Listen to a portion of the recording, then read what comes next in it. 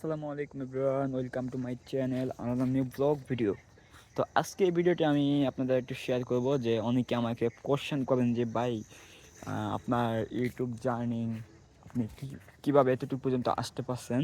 তো এই বিষয়টা নিয়ে আমি একটি ভিডিও বানাবো বলছিলাম সবাইকে, কিন্তু সময়ের জন্য বানাতে পারিনি।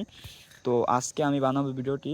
তো আমি কিন্তু এখন আছি বিলের মাঝখানে, যে এখানে নিরিবিলি জায়গা, মানে আসলে মানুষ সামনে থাকলে কথা বলতে পারি না, সে কারণে হয়তো এখানে আসি।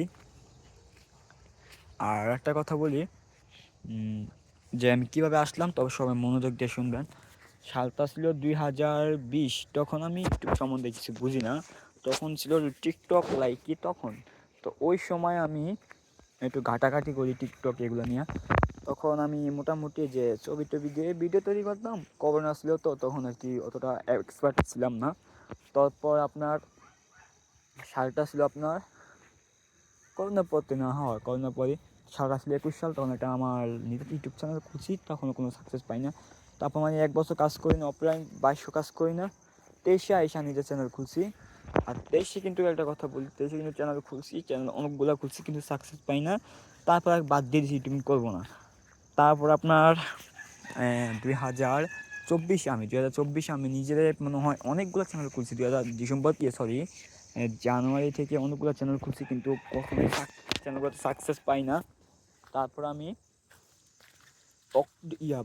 অক্টোবর না কি অক্টোবর, হ্যাঁ অক্টোবর না আগস্টে সময় আমি ইউটিউব চ্যানেল খুলছি। তখন আলহামদুলিল্লাহ মানে খুবই কষ্টের মধ্যে কাজ করছি, অনেক পরিশ্রম দিয়ে, অনেক শ্রম দিয়ে। তারপর আমি এক চ্যানেলের মধ্যে 3-4 মাসের মধ্যে 100K সাবস্ক্রাইবার কমপ্লিট করছি।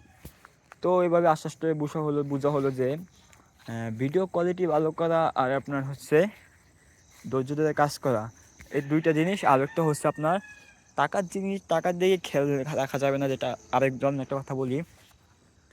আপনি আপনার চ্যানেল থেকে 1 লাখ টাকা মাস, আরেকজন চ্যানেল থেকে আরেকজন 1 লাখ টাকা মাস ইনকাম করলো, তো সে জায়গায় আপনি ওইখানে তার তুলনা আপনি 5,000 টাকা ইনকাম করলেন। দুজনই কন্টেন্ট কিন্তু ভিন্ন, কথা বুঝেন। তো আপনি চিন্তা করলেন যে উনি যদি 1 লাখ টাকা কাম করতে পারি, আমি তো কাম করবেন না কেন? আপনি ওই কন্টেন্ট নিয়ে কাজ করলেন, কিন্তু তখন সাকসেস হবেন না। তো সবাই বলি যে ধৈর্য ধরে কাজ করুন, ইনশাল্লাহ সাকসেস হবেন।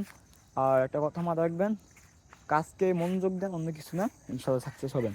তো আজকের এই ব্লগ ভিডিওটি এ পর্যন্ত। সবাই ভালো থাকবেন। আসসালামু আলাইকুম। ওকে, আল্লাহ হাফেজ।